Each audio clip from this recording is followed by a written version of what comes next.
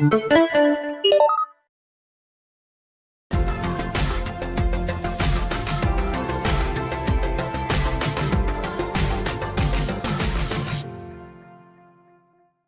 lords and ladies, welcome back to Cartoon Hangout, your place for all things cartoon. Okay, so I should either be in bed or working on much more pressing content, but here I am at 2 a.m. in the morning working on my thoughts on what Disney XD just released. Basically, this is what's going on. Disney just announced that they will be retelling Spider-Man's origins, but outside of the upcoming cartoon via some shorts that will be aired July 24th to the 28th. And they just uploaded part 1 online yesterday. I think that's a generally smart idea. People know Spider-Man's origins. Even if you shift the details here or there, we all get the basic idea. He's bitten by a spider, becomes Spider-Man, loses his uncle, and learns a lesson about power and responsibility. Yada yada yada. In comes the shorts to give us the skinny on this new version of Spider-Man's origins without wasting everyone's time in the actual official show. So, in this first short, we see that Pete's origin is once more tied to Osborn and that it takes place in his lab. It might be called Horizon Lab, which eagle-eyed Spider-Man fans may recognize from Slott's Amazing Spider-Man run, but is still owned by Norman. Peter is there on a field trip with Harry, who is his best friend and in a weird departure seems to also be a science geek, and lacking his iconic red hair from the comics. Is black now. It's a small, insignificant change, and I guess it's fine. Other fans may know that Smythe and his son are present during the field trip. This is possibly just a cameo, but later down the line we could see Smythe go down the same villainous route he did in the comics by designing his Spider Slayers, which he infamously used thanks to some help from J. Jonah Jameson to hunt down Spider-Man. He seems to be occupying the same role here that Octavius did in the Ultimate Spider-Man comics. Liz Allen's also here, sporting a cute, slight redesign as opposed to her blonde locks in the comics. I don't recognize her voice actress here, but I do like her. Things eventually take the turn you imagine, with Peter being bit by a spider, getting sick, and learning he's got super abilities when he smashes down a locked bathroom door. For a short only 4 minutes long, I was pretty entertained. It'll take some time getting used to this new Peter's voice actor, and the weird lack of shadows to any of the characters, or the absence of any shading on the characters, but maybe this show won't be such a train wreck after all. It'll be interesting to see where this show's influences come from. Will it be the main series, the Ultimate Marvel Universe, or a mix of several? I'm excited to see part 2 of the origin and get some more details before the official premiere. What about you though? Any thoughts you'd like to share about the short? If so, use the comment section below. And also consider checking out my merch store and Patreon if you'd like to support the channel. Thanks for watching, and take care.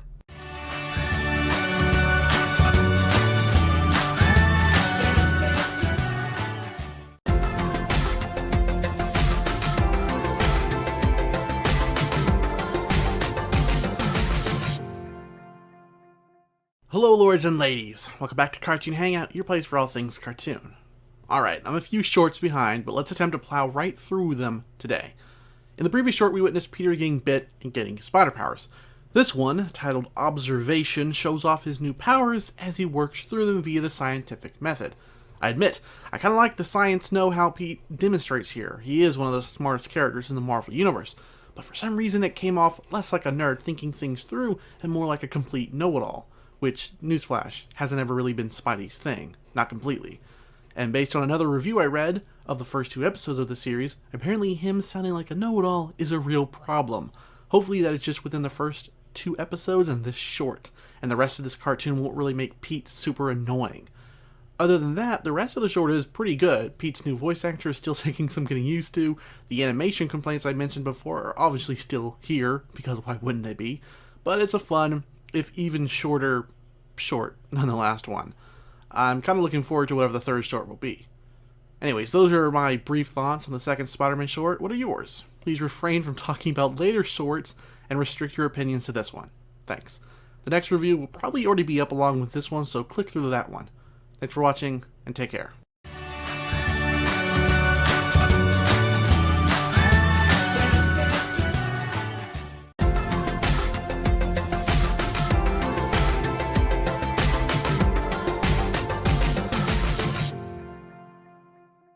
Hello lords and ladies, welcome back to Cartoon Hangout, your place for all things cartoon. The third short, Hypothesis, is probably one of the best shorts at this moment being where I currently am and watching them. It also makes it apparent that each short is being named for the scientific method. I did not realize that until now. I am dumb. I think this one is the best short so far because Peter exploring his powers even more is a lot of fun. There's a few comedic moments that really felt genuine, even if they weren't gut-bursting or anything. Peter is a fairly funny guy, even if some characters find him incredibly annoying. To us, the viewer, he should come off as humorous. We shouldn't find him necessarily grating. I think that's a mistake Ultimate Spider-Man made, personally. If this is what the main series itself will look like, I do hope it remains consistent. Again, Spider-Man is funny, but he isn't Deadpool. His series isn't a comedy. There's serious, mature stories being told, yet he'll find some time to quip due to his fear. That's Spider-Man. But, yeah, Hypothesis is a lot of fun. We're getting pretty close to him becoming Spider-Man, and I'm looking forward to the next short. Why not leave your thoughts to this short down below, and I'll see you soon for Part 4's review. Thanks for watching, and take care.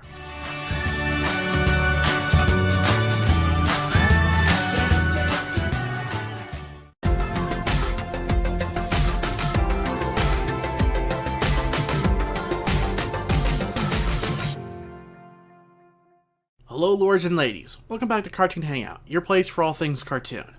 I'm definitely getting more used to this show by now and the character's voice with Short 4, Prediction. Obviously shorts are, by their nature, pretty short, but not too much happens in this one besides Peter figuring out that his next step should be fame and fortune as a wrestler. Something we've seen in several different iterations of the character. There's a cool scene where he's trying on potential wrestling costumes, and normally this part is never that interesting beyond some comedy. And that's still there, when he tries on underwear and a cape. The real gem is where he actually, I'm not kidding, tries on a Scarlet Spider costume. That was pretty awesome for an Easter egg.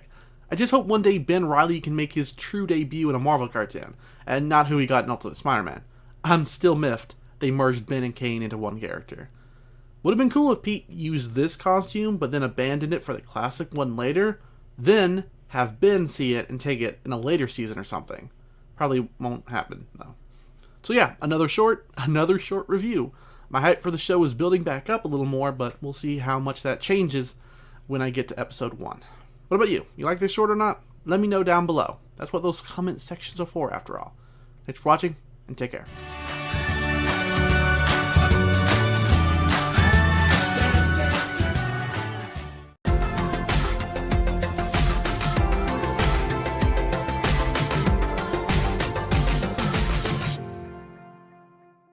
Hello lords and ladies, welcome back to Cartoon Hangout, your place for all things cartoon. I was just about to go and do something else with my time after finishing my review for short number 4 when Disney uploaded the 5th one. So, guess what? Here's another review, lightning quick. Let's talk about what I did like. Obviously the fight with Bonesaw. It's Spider-Man at his best, dodging attacks and quipping. It's not an especially flashy battle because Bonesaw is just human, but it makes for some good entertainment. And of course Stan Lee makes a special appearance, as he's known to do. That was pretty funny too. The final thing of note I liked was the media aspect of the wrestling match. I don't ever recall him interacting or being interviewed in previous Spider-Man media, but if not, I wonder why they never toyed with it. Either way, really neat addition. Now on to stuff I didn't like. The return of Peter randomly talking science. He's a science nerd. We get it. It comes off far too annoying for my taste, and really brings home with another review, I think from IGN, said about Peter's characteristic in this new show, making him seem a little unlikable. From these shorts, I can really see that. Other than that, I think this 5th short was good. We've already gotten a look at the thief who will go on to kill Peter's Uncle Ben, so the next short will hopefully give us some emotional impact there. Or it could be completely flat with this newer voice actor. We shall see. Anyway, go ahead and give me your thoughts on this short down below. Would love to hear from you. Thanks for watching, and take care.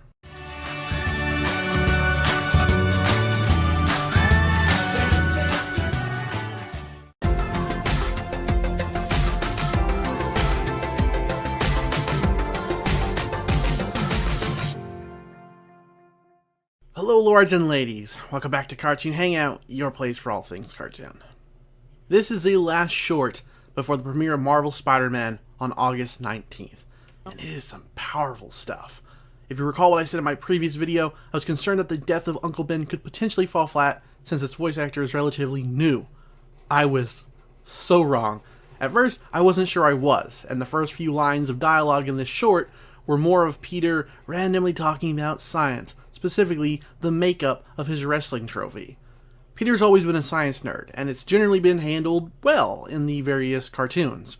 The approach in this latest iteration has left me feeling lukewarm. If I had the time, I'd go back and compare how each cartoon portrayed Peter's love of science. For now, let's say it could get really annoying the way the writers are going about it right now. It seems less passion and more prideful, if you know what I mean. But after those lines, that's when things get intense.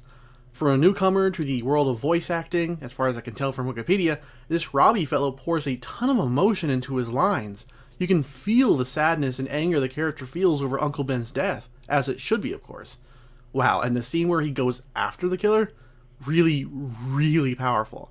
I'm not much of a crier anymore, but it definitely tugs at the heartstrings, especially this line. Save your excuses! All I want to hear is your screams! I'll get some heat for this, but he put more emotion into this one short than Drake Bell did in the entire run of Ultimate Spider-Man. And if this is the delivery we can expect from the rest of the series, he's got my approval. After watching these 6 shorts, I can say without any doubt this is my favorite. It balances everything that makes Spidey who he is. Because like I said before, he's not just a jokester, or Deadpool light, some meme machine. There's a lot of guilt built into his character and how he chooses to move forward and honor his uncle. If this new show can actually juggle every aspect of Spider-Man and do it better than Ultimate Spider-Man did, do it on par with Spectacular Spider-Man, then I'm on board all the way. But what about you? What did you think of the shorts? General thoughts and feelings about them? Share down below. For more cartoon reviews like this, subscribe to the channel. And for mostly early access to these videos, check out my Patreon. I've also got a merch store worth checking out. Thanks for watching, and take care.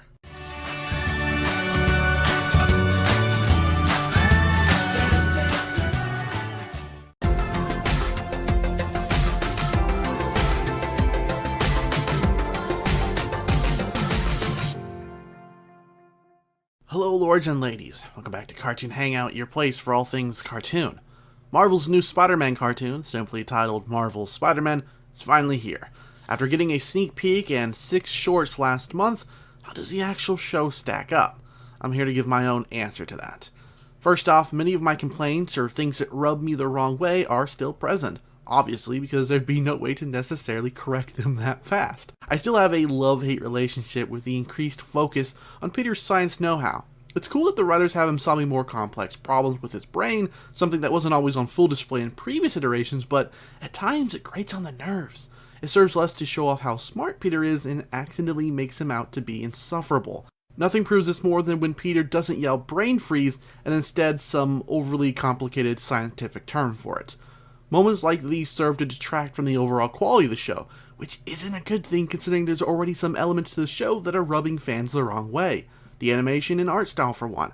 I've already said my piece on this in previous videos, but I can't let this review go by without letting you know that I'm not a big fan of it. It can come off a little cheap and less detailed than even the Spider-Man cartoons from a decade ago. When a cartoon from the 90s, which wasn't all that great in terms of animation, somehow one-ups a show from 2017, you know you've screwed up.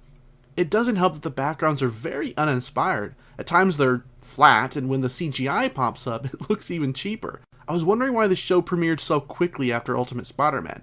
Maybe they quickly threw together a replacement to capitalize on the movie. That's my guess anyway. But what about the story? It's okay to be honest. Peter's school is hosting Max Modell, who you may recall was Pete's boss in the comics, and things go awry after Smythe sabotages a few of the Horizon High students' experiments. This is probably one of the few more positive examples of Peter using his smarts in a way that doesn't end up being annoying, as he solves one of Modell's equations and uses it to calm a raging fire. Miles and Anya get their own cameos in the scene, and I am more than a little mixed on it. The characters aren't who I would typically associate with being geniuses like Peter. It's a minor change to be sure, but in the comics, Anya was more of a gymnast, not a scientist. It seems like a lazy way of getting both characters closer to Peter, and there's ways of introducing them as spiders without doing that.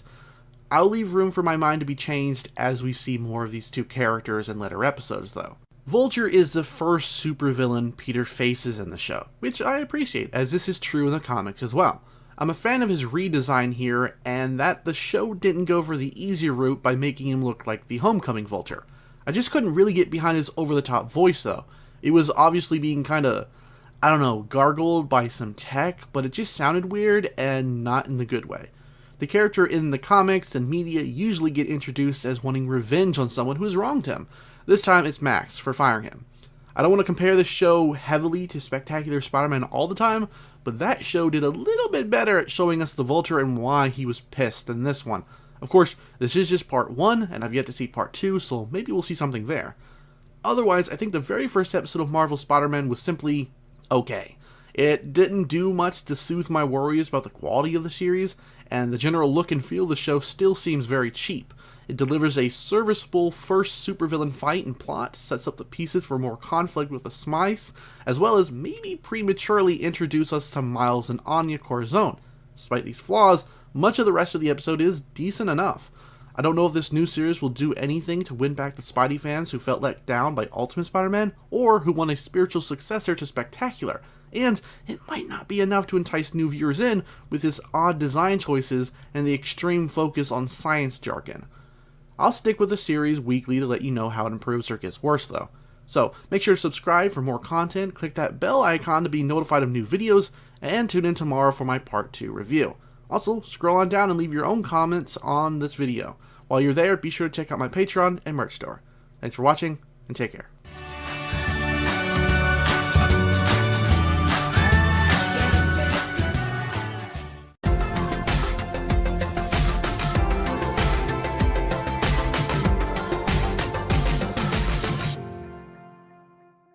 Hello lords and ladies, welcome back to Cartoon Hangout, your place for all things cartoon. Sorry it took me so long to get around to this review, just the typical archaic luck I guess. So, the second episode of Marvel Spider-Man I happened to like a little bit better than the first. It just had more of what I was looking for in a Spider-Man cartoon, and it balanced Peter's intellect better than the first episode did.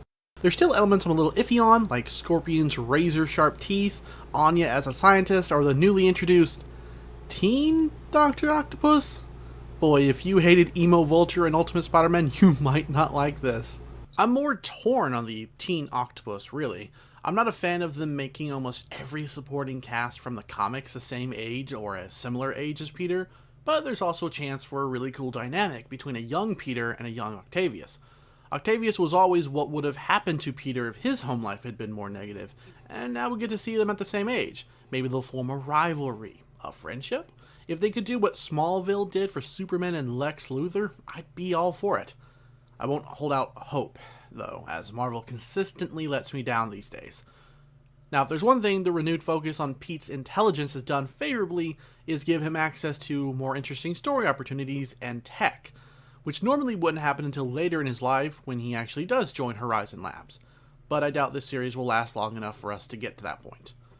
This episode sort of has that, where Pete stays late and interrupts a Slayer from making off with some of Osborn's tech. It's a cool little battle, and it puts Peter and Harry on a bad road, if you know exactly what those bombs really were. Anya plays a tiny role in this episode in helping Peter, and I'm kinda okay with it. I don't like the idea of Peter constantly not being able to do anything without the help of a third party. I know the show's theme is teamwork, and that's great, but Spider-Man isn't much of a hero if in every conflict he himself is incapable of saving the day without assistance. This is what's wrong with Dan Slott's Spider-Man run, and I'm worried that this is his influence at work here. If every so often he needs some help, fine. If every battle he needs someone else to help him do his job, no, I'm just not on board for that. Despite all of that, the episode was pretty engaging to watch. It may look like someone forgot to shade in the characters, probably an intern, but at least this version of Peter is closer to a version that we deserve. But what did you think of this episode? Do you have any favorite moments? If so, let me know down below. Thanks for watching, and take care.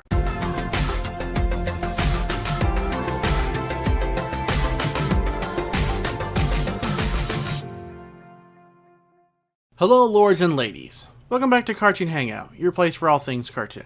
Thanks. I don't don't mean to judge, but you know you could have just created a web fan and made a wind cushion from the helicopter's air pressure, right? Honestly, I feel like this scene here is the root of some of my problems with the show. It's just kind of a dumb line.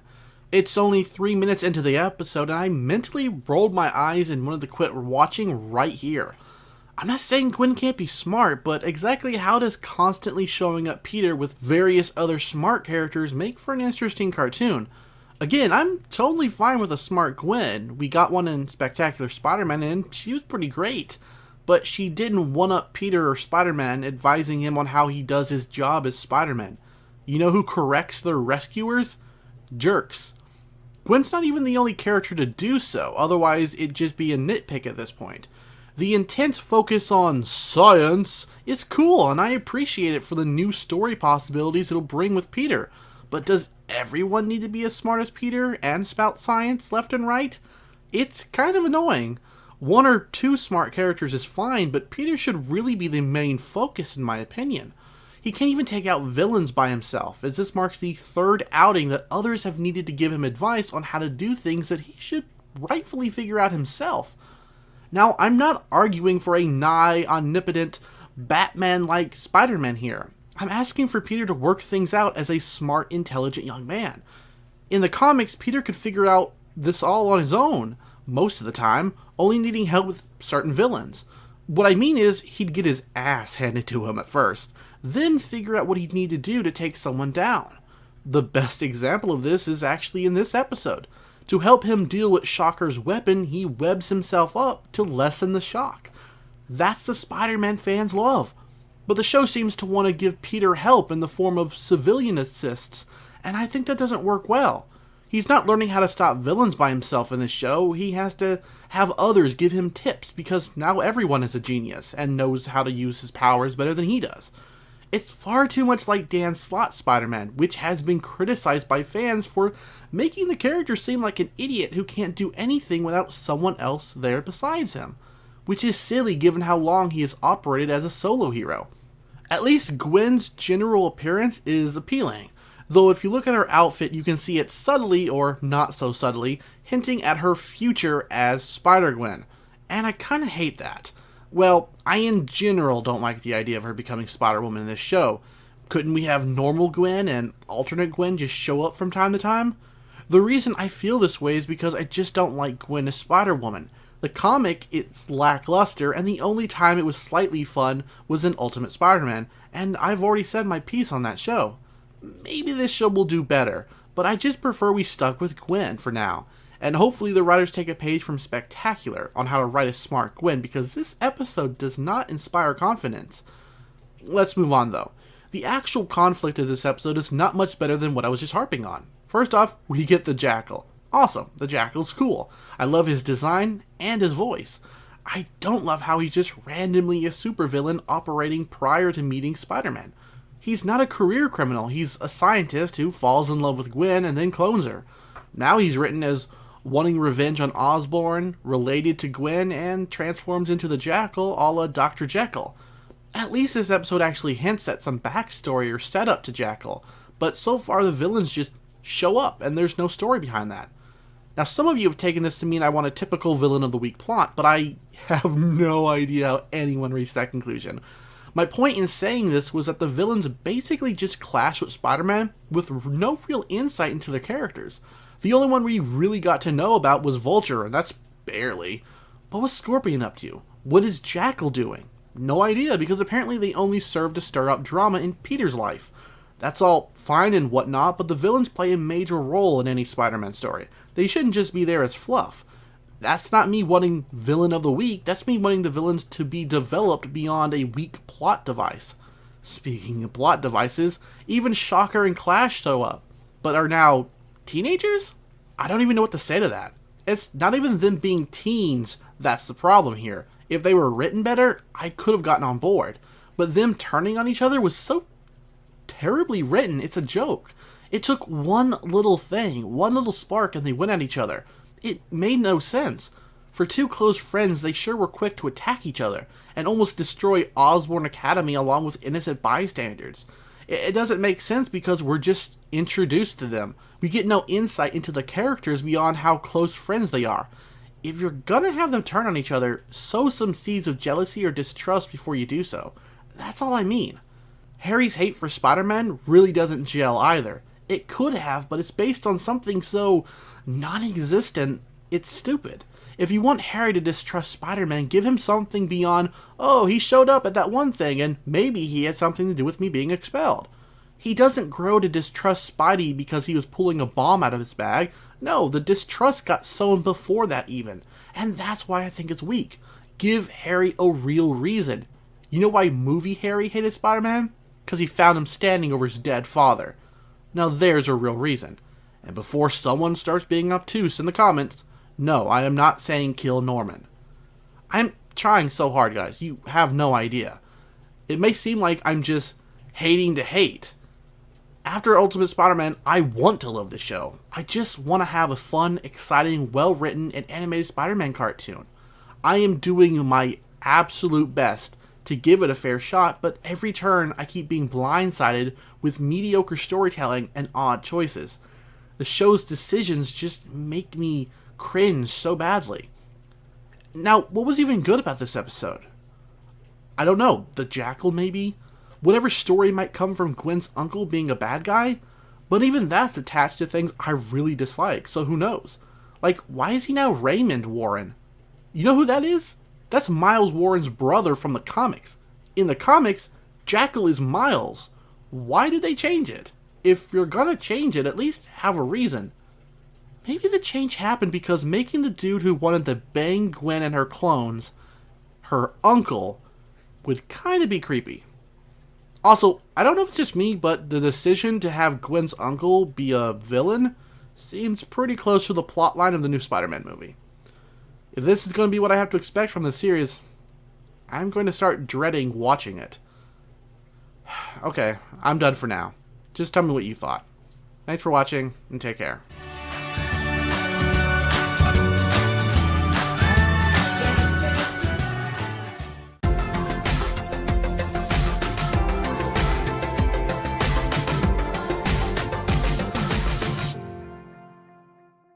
Hello lords and ladies, welcome back to Cartoon Hangout, your place for all things cartoon.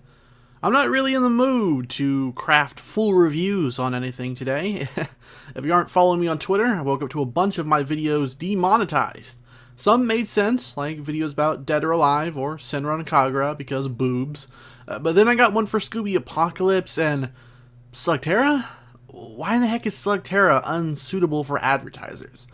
I don't know, and I can't refute it because it needs 1,000 views within the last 7 days. So I guess screw me, right? Now I'm just worried about all my reviews getting hit. I already make crap from YouTube and my Patreon is a ghost town, so unlike some big YouTubers, I'm really just screwed here if all my content gets hit. But that is enough of my sob story. Like I said, I'm not in the mood to write long, in-depth reviews, as well as I'm getting sick too, if that sentence made any sense. Sorry, I can't think straight right now. So anyways, yes, enjoy my insanely quick thoughts on Marvel Spider-Man and Mysticons.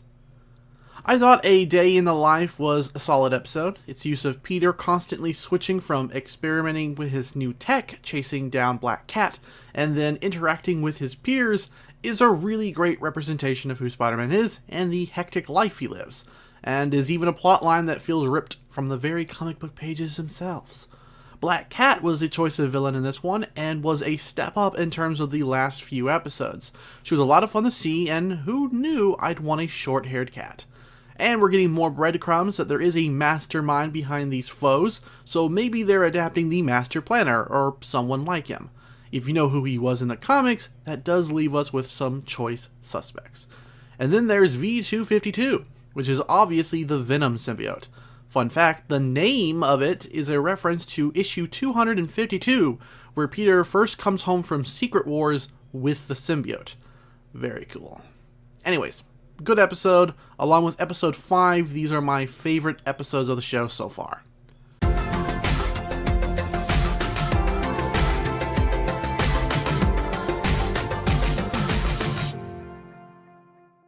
Hello lords and ladies, welcome back to Cartoon Hangout, your place for all things cartoon. So with episode 5, Party Animals, I don't have as many complaints as I did with previous episodes. In fact, most of them are more minor than anything substantial, but let's get into them. Right off the bat, I'm not a fan of Rhino's design in this show. From the head down, it looks good, but that weird patch of hair on the top, coupled with his eyes, looks really off for some reason.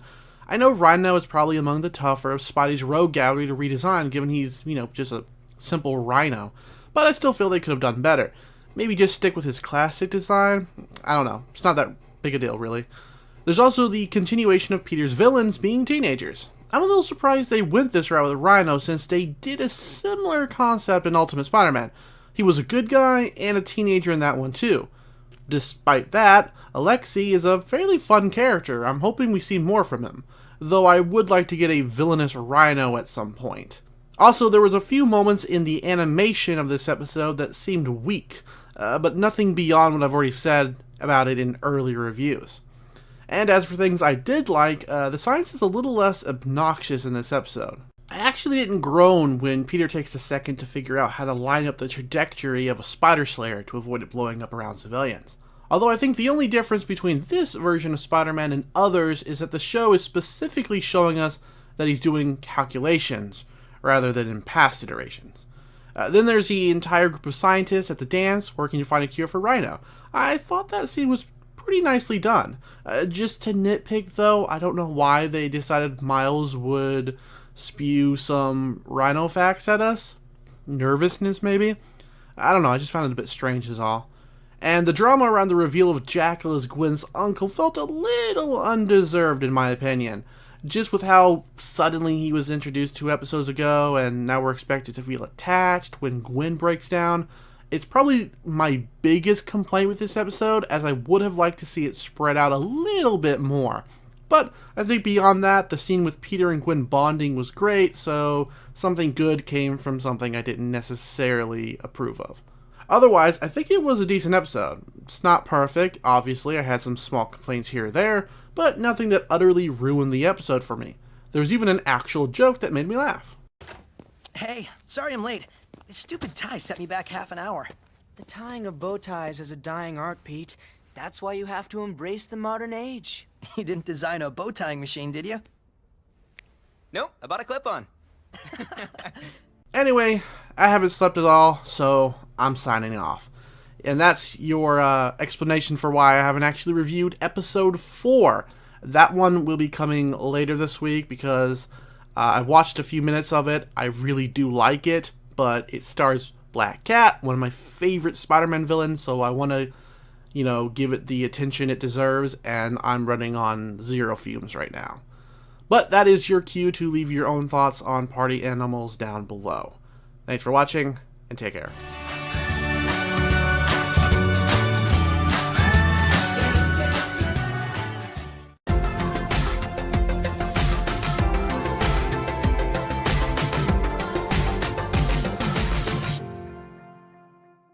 Hello, lords and ladies. Welcome back to Cartoon Hangout, your place for all things cartoon.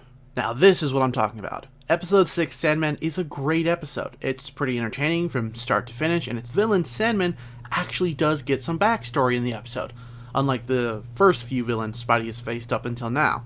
And that adds so much to the episode that I feel like it helps my case regarding getting to know the show's villains a little more. With the Sandman story and the heartbreak over his daughter Kemia, we get a lot more emotional connection to the events unfolding. I actually care what happens to Flint and his daughter because I know something about him and his daughter. He's not just a foe from Spidey's gallery that pops up and is gone again. Let's just hope that in future episodes, they continue this trend, even if they toy with how they go about using it. Then there's Kemia, or Sandgirl, I guess we'll be calling her, who was voiced by Sophia Carson. She's a little annoying, but a decent enough antagonist in the episode. My one complaint would be that an episode like this feels almost like a second season episode, one where we already know Sandman and then we learn about his daughter and her powers. But despite that, the story that's told about her and her father is an impactful one, and since she gets away, I'm sure we'll see more of her. No wait, my other complaint is some of her lines, especially when she talks about literally following in her father's footsteps into the factory. But when I got creeped out sitting alone in the dark, I did the one thing I said I'd never do. I followed in my father's footsteps. That metaphor isn't terrible, but maybe show don't tell. Having the character actually voice that was just kind of cringy, and they probably could have done some other takes or rewritten some lines concerning her talking about being smart. That again felt like a show don't tell moment, or something Flint could have talked about. Probably one of the coolest moments is Peter getting the Venom symbiote costume in a really serious moment. They could have done a better job with the voice effect, but otherwise watching him subtly act different and just beast his way through the baddies was really cool. Almost made me forget that the animation in the show still needs some work, though I will admit this was likely the show's best attempt. And I'm sure I'm not the only one who noticed his black jacket when he got back home. While wearing red-blue all the time is a little too Power Rangers for me, I'm okay with this subtle wardrobe change to reflect an attitude change in him, thanks to the symbiote. Can't do worse than Spider-Man 3. The episode features some classic examples of Peter solving stuff mostly on his own, and even some of the consequences he didn't take into account. I think that's perfectly fine for a young Peter. Though some weaker moments were still his posse getting into the line of danger to help him. It's a personal thing, but I'd rather their assistants stayed mostly at school rather than in the field. But, barring that, I'd still give this episode a good grade. It's got mostly what I'm looking for from a Spider-Man cartoon, enough that I can kinda get past the stuff I don't like, as long as it doesn't overwhelm the future episodes like the earlier ones. What did you think of Sandman? Did you like the show's take on him? And what about Kimia, his daughter? Share your thoughts down below. And be sure to check out my Patreon or Spreadshirt accounts if you'd like to support the channel. The $5 tier on Patreon will get you access to my videos earlier than when they go up on YouTube. Check it out if you're able. Thanks for watching, and take care.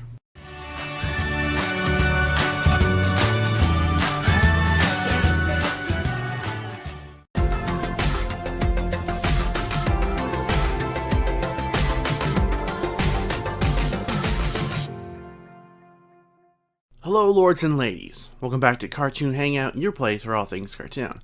I went into episode 7, Symbiotic Relationship, a little concerned. Despite high praise for episode 6 and the appearance of the symbiote costume, I felt the show was rushing into the story a little too quickly for my taste. Peter's only been a superhero for a short time, and it didn't make sense to me to have him experience the suit just yet.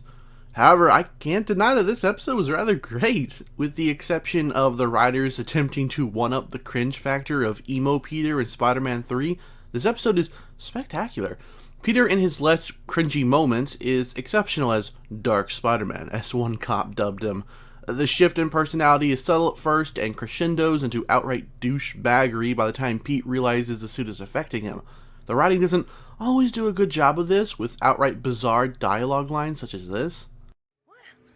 Just a little confidence, brah. Largely, though, it's a strength of the episode to see Spider-Man become harsher and more violent, as he has historically in past iterations when under the influence of the symbiote. It might not be as iconic as earlier shows or the comics themselves, but a definite highlight of episode 7 is the struggle between the symbiote and Spider-Man as he tries to regain control as he swings through New York City, though the alien at times comes off goofy rather than malicious. Norman's role in this episode also helps make this entertaining. He downright steals the scene from time to time, so great is his on-screen presence. It's hard to compare him to the previous depictions, but this is pretty on par with Spectacular Spider-Man's Osborn, or even the first Spider-Man movie. I'm looking forward to more episodes with him. I'm happy to say that even with my concerns about the show, it can still deliver a third highly entertaining episode in a row. But what about you? Do you have any thoughts on episode 7? Share them down below. Be sure to check out my Patreon account or Spreadshirt store if you'd like to support the channel. The $5 tier nets you early access to all kinds of videos. I'd appreciate if you took the time to give them a glance. Thanks for watching, and take care.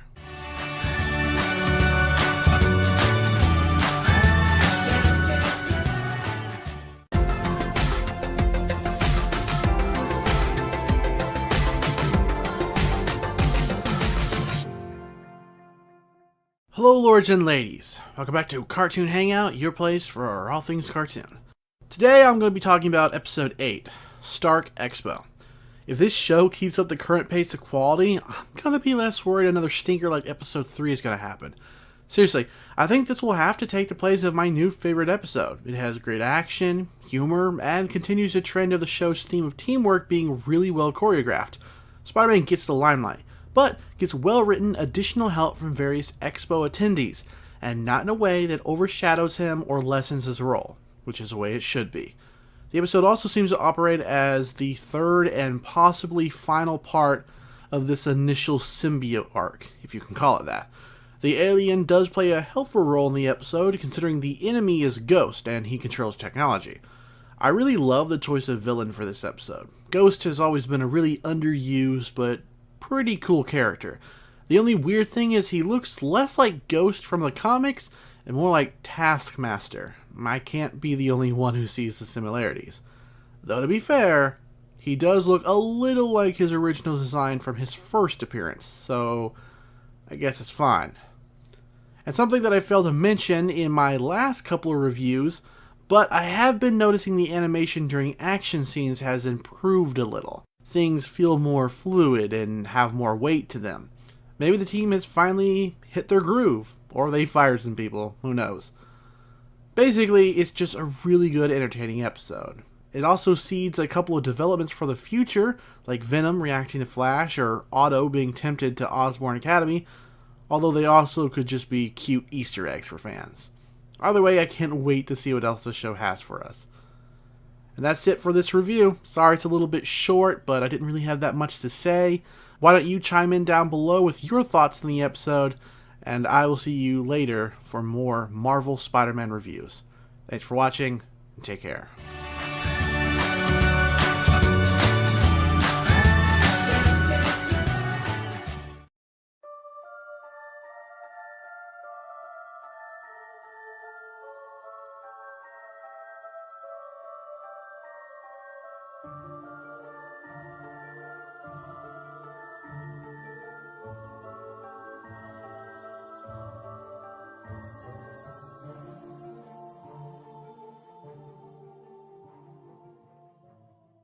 Hello lords and ladies, welcome back to Cartoon Hangout, your place for all things cartoon. And this is Rapid Fire Reviews, where because I'm a lazy procrastinator trying to quickly catch up on videos, I give my thoughts on multiple episodes as quickly as I can. Today I'll be talking about Marvel Spider-Man episodes 9 through 13. Let's start with Spider-Man episode 9, Ultimate Spider-Man. I'm going to get this out of the way now, but I feel this is way too soon to be introducing a second Spider-Man. We're only a few episodes into the first season, and surely not long into Spidey's hero career. It doesn't make narrative sense, even when you account for this being a different universe and a different interpretation. It'd be like Batman adopting a Robin within days of being Batman, or more closely, introducing a second Batman within days of Bruce becoming Batman. There's a certain flow to these type of things, and this show threw it out the window. Barring that, the episode actually wasn't all bad. While they've introduced the Ultimate Spider-Man too soon, the episode managed to tell a compelling tale about power and responsibility, with Spider-Man mentoring Miles on the go as they face off against two massive Spider Slayers. And the parts about the Spider Army and what has to be the first hint of clones seems really exciting. I can't wait to see where that plot goes in future episodes. Hopefully they don't rush into it, which is the series' biggest flaw. Taking into account the rushed introduction of Miles as Spider-Man, I would say that episode 9 was decent enough. Up next is episode 10. I don't want to sound like a broken record, but in episode 10, Kraven's Amazing Hunt, it is shown Spider-Man has been a superhero for only 3 months, and yet the writers thought it was a smart idea to introduce Miles as Ultimate Spider-Man. It's even less time than I originally thought. It's a dumb idea, dumbly executed. Beyond that, the episode was fairly decent, with shockingly believable and funny dialogue written for Peter and Miles. Though personally, I don't think quips should be shared by the spiders. That should be Peter's thing, but whatever. This episode also introduces Kraven. Cool new design, but my biggest gripe is this. Why does he have a metal arm? Why does it look like X-Men Cable's? He even sports a cable-looking scar over his eye and a big freaking gun. Also, partway through the show, the animators gave up on giving Kraven pointy teeth and settled on normal-looking ones. If it happened in one frame, I'd look past it, but for the rest of the episode, they were missing. What a goof. Next, we have episode 11, Halloween Moon. Hulk and Man-Wolf both together in one episode make a lot of sense. Though again, we're left with a teen Jameson, who apparently turned himself into the wolf on purpose, and there's no mention of him being JJ's son, as far as I can recall. I'm not a big fan of those changes. Man-Wolf has usually been very reluctant, and this casts him in a slightly more negative light. Being that this is a Halloween episode, I do have a little bit of a bias towards it, but other than Man-Wolf and being set on the holiday, not much else is done with it. The banter between Peter and Bruce is great, highlighting the similarities between the two heroes, the problem that comes with dual identities. I'd love to get even more of this with other Marvel heroes.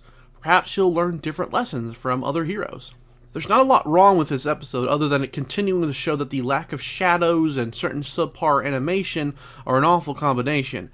It's pretty well paced for a Spider-Man episode, and the stakes and action all ramp up in satisfying ways, eventually leading to something out of a kid's fantasy. Hulk Wolf.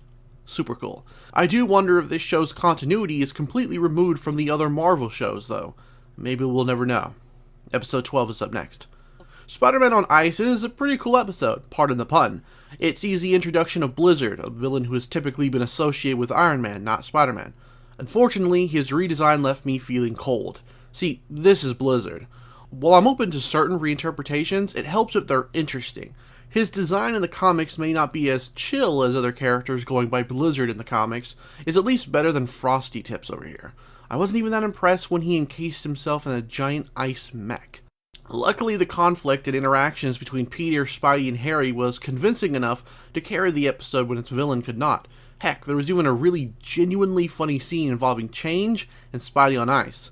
Oh, and eagle-eyed fans may have caught more than a glimpse of a certain Hobgoblin's flaming sword. The show loves these little Easter eggs, but will they amount to anything, or will they just fizzle out like many of Dan Slott's Spider-Man stories? All in all, it's another quality episode. And finally, we reach the end of this video with episode 13, Venom. I was gonna start off this review with me being disappointed Marvel chose Flash to be Venom for the second time in a row, but it actually wasn't like that. Well, sort of like that, but by episode's end it was off him. So maybe Eddie will show up eventually and get to be Venom. But anyway, I really liked this episode. It had a fairly decent mystery as to who Venom was, a lot of good comedy, mostly centered around Flash and Parker, as well as a great team-up by them later on. Seriously, it was an awesome episode, surprisingly. Probably in my top 5 episodes of the moment, whatever the other 4 are. Oh, and Mary Jane showed up, but dressed as a tiger and with no lines. See, she was a mascot. The tiger mascot. Get it? Tiger, sort of like a reference to her first spoken lines to Peter in the comics, and her partial appearance in this episode, but not yet full one, could also be seen as a bit of a reference as she only appeared in shadows before she ever got to meet Peter within the comic books. Pretty cool. So there we have it, my thoughts on these 5 episodes. While I have some problems with the way the show is structured, largely it seems to be shaping up to be even better than Ultimate Spider-Man was. I'm actually looking forward to what's coming up next. Why don't you share your thoughts on these episodes down below, what your favorite or least favorite moments were?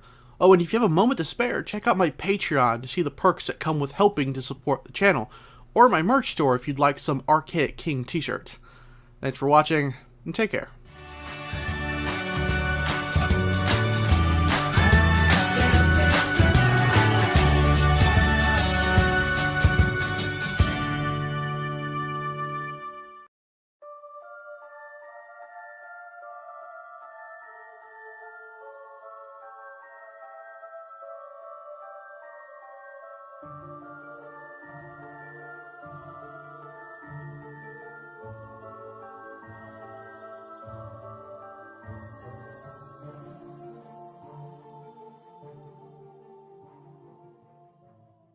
Hello lords and ladies, welcome back to Cartoon Hangout, your place for all things cartoon.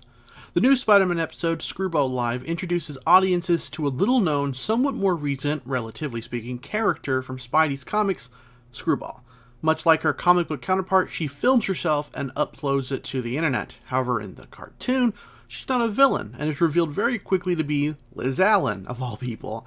I wasn't sure at first how to feel about that. On the one hand, it does give Liz some part to play in the show, but it also felt like yet another character being shoehorned into a role they've never really occupied just to fit the show's themes. Unless she has more screen time in the future, I'm not too sure why they didn't just introduce the actual Screwball, though I guess it helps the comic still hasn't revealed her identity yet.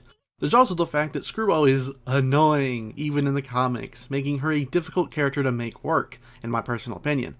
Luckily, by episode's end, the character does get some redemption and sees some growth. I really like that, and it has me hoping to see more of Liz in the future. The rest of the episode sees Spidey taking on not only the Absorbing Man, but Hammerhead. It feels like the show is definitely positioning Hammerhead as a quick reoccurring villain for Spider-Man to face. I'm not completely against it, but his role has quickly become fairly comedic. Not too sure how I like that. Absorbing Man is played pretty accurately. Without the Screwball element though, I think the episode would have just been average at best. An element that rang a little false to me, but maybe I'm reading too much into it, is the somewhat negative outlook on the internet. Gwen comments about how the internet is a powerful tool, but we use it for prank videos. Well, that's not completely incorrect. It seems that whenever the internet or technology comes up in the media, older writers tend to portray it as a negative thing instead of a positive thing, or at best, both. Even Stephen King wrote a novel where cell phones caused the apocalypse. I wouldn't mind seeing a show, book, or whatever tell a more positive story about technology, but maybe that's just me. Speaking of Gwen, she plays a small but important role as the person helping Peter crack a thumb drive. It doesn't overshadow our main character in any way and actually made me warm up to her a little bit more. I just really like the scene between the two of them. I'm hoping for more scenes like this. At the end of the day, episode 14 is a competent episode. It's entertaining, funny at generally the right moments, and yeah, that's all I really have to say on it. What are your thoughts on Screwball Live? Did you like the changes they made to Liz Allen and Screwball? Share those thoughts down below and tune in again tomorrow for more Cartoon Hangout.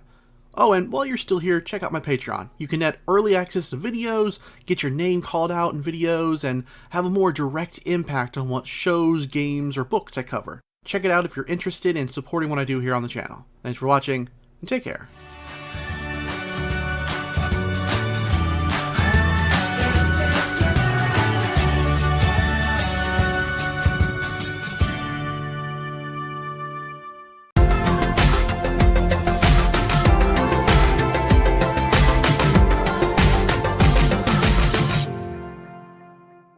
Hello lords and ladies, welcome back to Cartoon Hangout, your place for all things cartoon. Before beginning this review, I just want to recommend you go and check out my Cartoon Hangout Award Show video. In it, I talk about a few shows I think were the best new cartoons of 2017. I think you'll like it. Link in the description. Okay, now to the review. After a hiatus lasting months, seriously, what the hell, we finally have some more Spider-Man episodes to look forward to. Now, despite me putting this show in my award show video, I still wasn't entirely sold on this upcoming story arc. A young Otto is pretty strange, and even after this episode, I'm not sure it necessarily adds anything new, since he still operates as Peter's teacher. That dynamic would still surely exist had he been designed to be older. With that said, I did enjoy the first part of the Rise of Doc Ock. It's a rather well-written first part, and I'm looking forward to seeing where the story goes. Unlike some previous episodes, this arc is actually going to build Ock up, so that he eventually becomes the supervillain we all know and love. Though I'm not entirely sure at this point what will tip him over. In the original canon, just the explosion alone seemed to send him over to the dark side. I guess the difference here is that Peter managed to talk to him and gave him a new path. In that way, I think the show has given us a unique take on the Spider-Man lore, and I commend them for some excellent writing. Other than that, the episode was pretty typical superhero fare. Otto teams up with Spider-Man to take out Crimson Dynamo, who happens to be female this time. She's an adaptation of a more recent successor to the Dynamo name, of which there are many, who first appeared in Hulk, Winter Guard issue 1. Her armor here looks a lot less, stupid than in the comics. It's like she has a TV for a helmet. It did feel like Spidey was having a really hard time against this Dynamo character. I don't think it should have been necessarily easy, but I do think the writers made her such a difficult foe to help justify needing Doc Ock. It's not a huge deal, it's just something I noted as I watched. The Rise of Doc Ock Part 1 may not be the greatest episode of the show, but it does entertain as it should, and it gives us a nice taste of things to come. Maybe this arc won't be as awful as I had feared. Tune in tomorrow for my review of Part 2. Thanks for watching, and take care.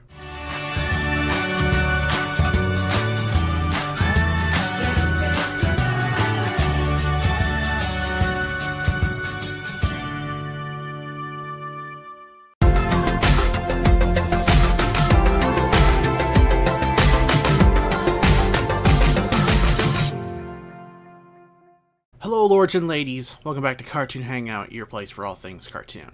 I just want to briefly remind you all to check out my award show video. A link will be below and in the card in the top right corner. Thanks. On to the review. Man, oh man, this is a good episode. It has action, awkward one-liners, and giant kaiju. What more could you really ask for? The big thing that shocked me about this episode was how, after freaking 60 years, the writers actually managed to do something new with Curt Connors, aka the Lizard, that I'd never seen before. How's that even possible? Another benefit to the science angle the series often has is that it provided at least one of these things. The Lizard being able to condense himself through a sewer grate. I know that's pretty small as new things go, but I'd never actually seen or heard of him doing that before. It's a really neat detail. Oh, and the Lizard becomes Godzilla basically in this episode. That's certainly the bigger of the new takes on the character I was referring to. Again, I gotta congratulate the writers on taking the mythos in a new direction that doesn't feel completely at odds with the source material. Last episode, I asked how Otto would turn to the dark side, and this episode definitely answers that. He's betrayed by Norman, who initiates a series of actions that ultimately leads to Otto leaving Horizon and coming to work with him, while also severing his heroic ties with Spider-Man and Miles. It's certainly fun to see how devious and manipulative Osborn is in this series. Yes, the previous iteration did the same too, but it just feels far more cold and calculated than the other show. Maybe it's the voice actor. He does an amazing job. Also, another complaint that I've had was Miles being introduced as a hero too soon. I still don't agree with them introducing him so early, and I never will, but it's nice to see the resulting stories aren't atrocious with him in it. He really shouldn't be on a similar humor level to Peter, but I did enjoy the interactions this episode, especially the part at the end of the episode. So far, this story arc has turned out 2 high-quality episodes.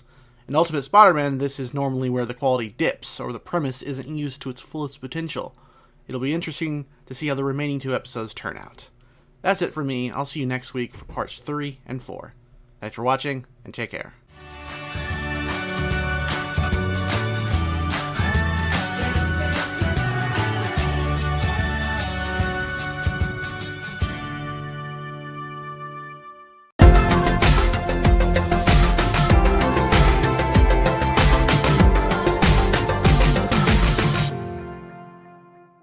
Hello, lords and ladies. Welcome back to Cartoon Hangout, your place for all things cartoon.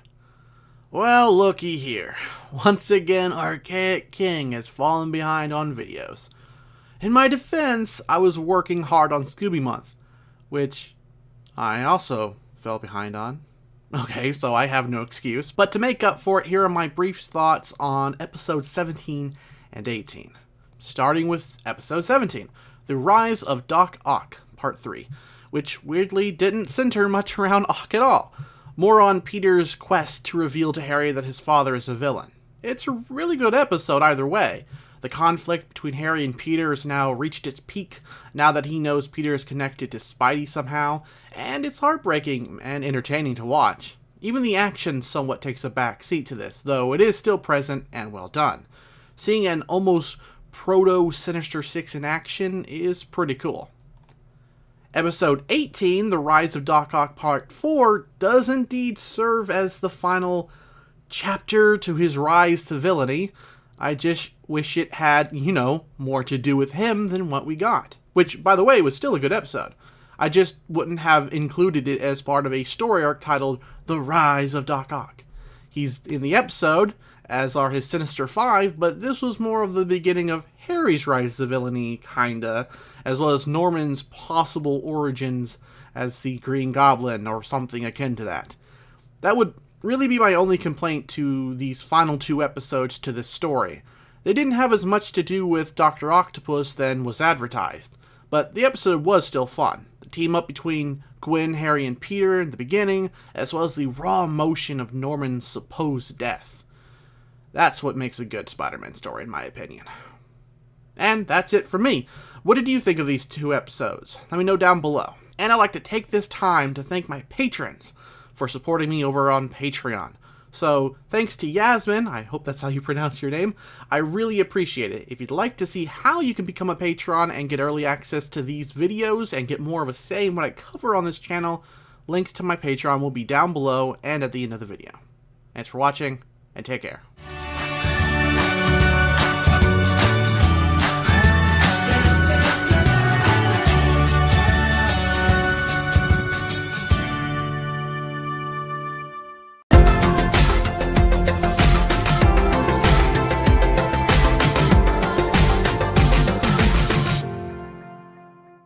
Hello, lords and ladies. Welcome back to Cartoon Hangout, your place for all things cartoon. Well, here it is.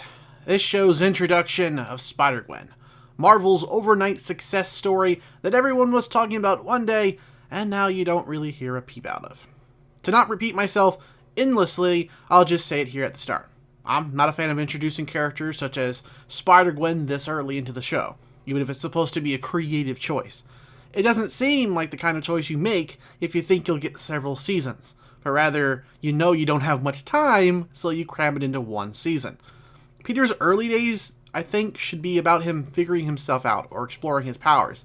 He shouldn't also have to deal with other spiders. That being said, episode 19, Spider Island Part 1, it's not a bad episode. I just had that particular complaint about it. Well, I also suppose I'm a little iffy on how she was introduced, too. Just randomly out of nowhere, already a skilled fighter, somehow didn't design herself a mask, so by episode's end, everyone knows her true identity. At least we know now that the show will literally be calling her Spider-Gwen. But, no, yeah, rest of the episode was fine. I like the characters having to deal with Stealth Spider, who I guess was Osborn, right? He even turned into a spider at the end, so maybe he has spider powers now? I mean, I think that's pretty obvious. I don't even know. They'll probably answer that in episode 20. Newsflash, they didn't. Speaking of episode 20, Spider Island Part 2, the episode where everyone does Spider-Man's job better than him. Why is this show called Spider-Man again? It's also the episode where characters literally fawn over Black Widow, and bad guys can only handle her stare for so long before cracking under pressure. Because what better way to show how cool a character is than by stating it? Also, Black Widow looks like crap. Whoever okayed that hairstyle is not firing on all cylinders, in my opinion. It's like someone took a lawnmower to her head, jeez. Hydra's in this episode too. Weirdly enough, they ditched their original color scheme and now they look like Shredder's Foot Clan. Interesting choice there. But once again, the action scenes are pretty top-notch, especially once everyone has spider powers to complement their fighting styles. And when Anya gets her powers, she actually needs to, guess what? Acclimate to them. Where was that with Gwen? That's at least one positive the episode has going for it. The other thing is the Spider Gang at the end. At first it was a little cringy, I thought, but it ended up being kinda cool. Plus the end teases the big twist of the comic book source material, which is everyone turning into giant spider monsters. Can't wait to see that play out. So in the end, episode 20 is just okay, I guess. I think parts of it could really have been better.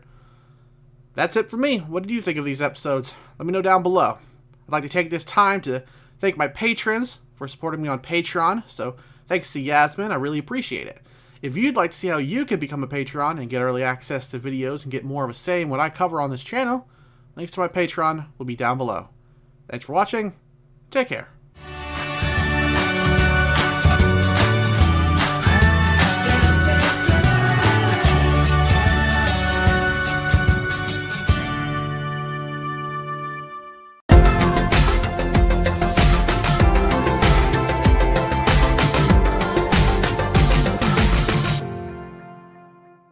Hello, lords and ladies! Welcome back to Cartoon Hangout, your place for all things cartoon. Disney XD has decided to just release 3 episodes all at once because that's a smart decision. Doesn't seem like you're rushing through the rest of the season. I hate having to do this, but instead of 3 separate reviews, even though that would certainly get me more views, I will be somewhat briefly reviewing each episode in one video. Now, I believe I said in my previous reviews that Spider Island was not off to the best of starts. The episodes weren't both horrible, just that I was let down by them in different ways. Whether it was a poor introduction of Spider-Gwen, or an episode that featured characters being better at being Spider-Man than himself. With episode 21, I'd say things are a little bit better. I don't quite have that many complaints regarding part 3 of this story arc. The better part of the episode is spent on Peter and friends hunting down a monster Gwen and dealing with Kraven's return. It was a fun half hour, and the fight between Peter and Kraven was maybe not the most dynamic action scene I've ever seen from an action cartoon, but I did like how it was choreographed, if that's the correct term here. Next is episode 22, part 4 of the Spider Island arc. I don't have as much to say about this particular episode. It's really good. Some positives are the Jackal making for a terrific villain, thanks in part to his voice actor, which I think is John DiMaggio, maybe?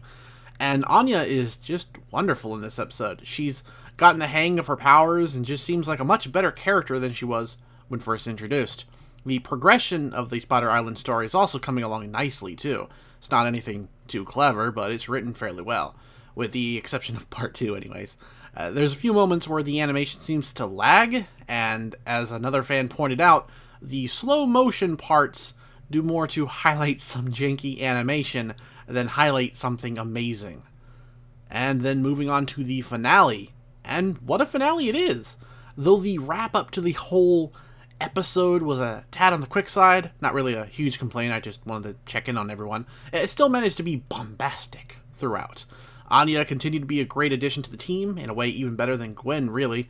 The episode was appropriately tense as our heroes were down to the literal wire to stop a bomb from exploding, and we may have seen the final split between Peter and Harry now that Pete's identity is known to him. It's not uncommon for Spider-Man stories to have these two at odds, no matter the interpretation, and with the final minutes of the episode teasing the birth of the Hobgoblin, I'm intrigued to see how the show's writers will tackle it. Despite Harry's hatred of Spider-Man starting off poorly in terms of writing and execution, the last few episodes have definitely handled it rather well. I am worried about the Hobgoblin coming before the Green Goblin, though. I'm just nitpicky that way, you know? Maybe it's a slight homage to Spider-Man the Animated Series. In that show, they, for some reason, couldn't use the Green Goblin at the time, or some dumb reason, and so the Hobgoblin showed up first. Either way, I believe that is the next story that we're going to be getting, so we won't have long to wait. And that finishes up my review of the Spider Island story arc. It didn't start off on the best of feet, but by the end, it certainly ended up sticking the landing. Let me know if you liked or disliked this story, and what you'd like to see from the coming episodes. And now, I would like to take this time to thank my patrons over on Patreon for supporting me and the channel. So, thanks to Yasmin, I really appreciate it. If you'd like to see how you can become a patron and get early access to videos too, or get more of a say in what I cover on this channel, links to my Patreon will be down below. Thanks for watching, and take care.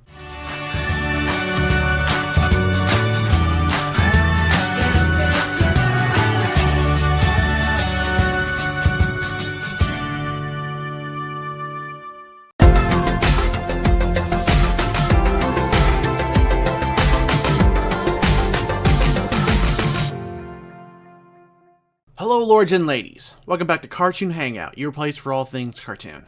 It seems that these two episodes are probably the finale to Spider-Man Season 1. So, how are they? Let's find out. The finale to Spider-Man is off to a rather decent start with the Hobgoblin Part 1. After the event of the previous arc, it doesn't take much to send Harry after Spidey when he's fooled into thinking he's turned evil, thanks to a little mind control by Doc Ock. And while the various fights throughout the episode, typical of these Sinister Six storylines, were nothing awful, I do balk a little at how they handled Peter versus Harry as Hobgoblin. Not in terms of the action, but the writing itself. Harry was livid at Peter last episode, and even at the start of this one. Enough that, with very little prodding from his sick father, Harry donned the Hobgoblin suit and went to take Spider-Man out. If you're expecting this to play a huge role, it doesn't seem to.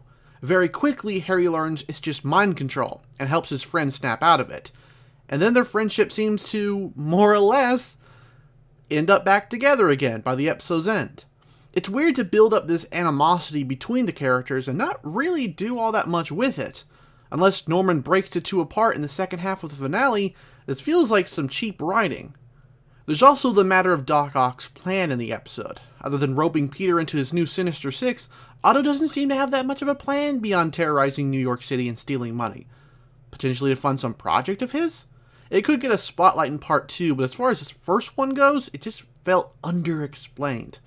This isn't a huge complaint here, but I also don't quite get Ock using the name Steel Spider for one of his minions. Yes, the character does don that mantle in the comics, but he was initially Ock's biggest fan, and thus modeled himself after his idol.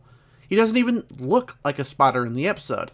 I suppose he had to have a name, and Kid Ock probably wouldn't really make sense, but still, it's just something that slightly irked me. Now, everything I just said sounds fairly negative, but the episode itself was fairly entertaining if light on story development. The show's never been that dynamic with its action scenes. The slow motion is overused and doesn't do what they think it does, and the backgrounds during scenes are blurred to compensate for how crappy the 3D models are. But this episode had some good ones. Though I feel like a bit more could have been done to highlight Peter being worn down by the Sinister Five. In general, it's not a horrible start to the 2-part finale, and I'll be interested to see how the final episode of the season holds up. What about you? Any thoughts on this episode? Leave them down below. And now I'd like to take time to thank my patrons over on Patreon for supporting me. So, thank you to Yasmin. I really appreciate it. If you'd like to see how you can become a patron and get early access to videos and get more of a say in what I cover on this channel, links to my Patreon will be down below. Thanks for watching, and take care.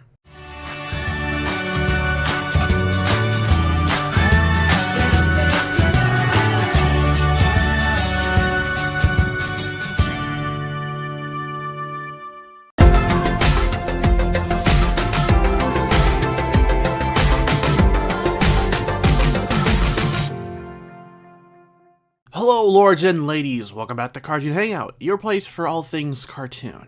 Well, here's the season finale, at least that's what I'm being told, of Marvel's Spider-Man. Is it any good? Does it fall on its face? Honestly, it's okay.